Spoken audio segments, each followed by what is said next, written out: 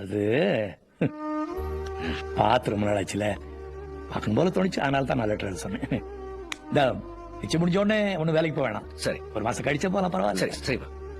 அது நீ ஸ்டைலா அப்படி ஒரு செல்ட் பொடி போட்டு பார்க்கலாம். ஐயோ உங்க முதல்ல. போடுறா. ஐயோ போடுறதே. உங்களுக்குன்னு சொத்து எது இல்லைன்னா எப்படிங்க?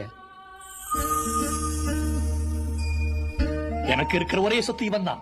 இவன் இருக்கும்போது ஏயா கவலைப்படணும்? 2 வருஷமா இவனே உழைச்சு மெட்ராஸ்ல இருந்து எனக்கு அனுப்பிச்ச பணத்துல இவன் பேர்லயே ஊர்கோடியில ஒரு வறண்ட பூமி வாங்கி வச்சிருக்கேன்.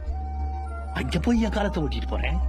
ஏன் பரம்பரையா ராஜவம்சத்துல பிறந்தா அங்க அவர்த்த வாழணுமா? குடிசைலி என்னால வாழ முடியும்.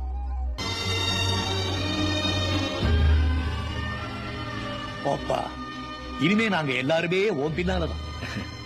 என்னைக்குமே எங்க எல்லாருக்கும் நீங்க தாப்பா முன்னாடி.